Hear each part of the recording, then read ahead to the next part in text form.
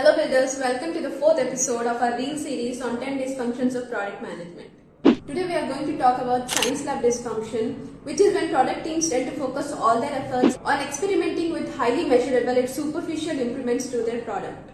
Think about it, if you rely too much on small-scale A/B tests, you might get stuck in analysis paralysis and end up missing bigger goals. One of the most famous examples of product companies stuck in Science Lab trap is Google's 41 Shades of Blue experiment. In 2009, Google wanted to optimize the color of the links and ads on its search result page. To do that, they ran massive A/B tests to show 41 slightly different shades of blue to millions of users and measured which one got the most of clicks. The result, Google announced by adding slightly purple shade of blue, they were able to increase their annual revenue by $200 million. Putting it into perspective, this increase is not a lot considering Google had revenue totaling of $23.65 billion in 2009. So the $200 million revenue increase that Google claims is actually less than 1% of the total revenue. Such a slight increase, you could argue there were other factors that were influencing this result.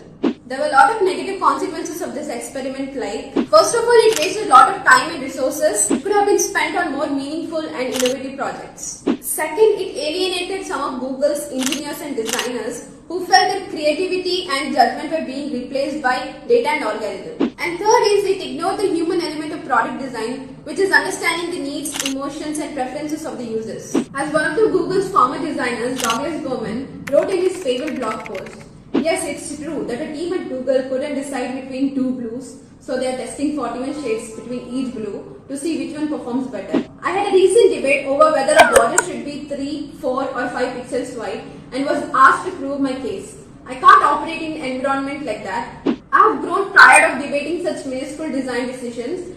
There are more exciting design problems in this world to tackle. Google's story shows that sometimes being too science-oriented and focusing on small-scale A/B tests and superficial improvements can lead them to overlook the bigger picture of their employee morale. So how can you avoid Science Lab dysfunction?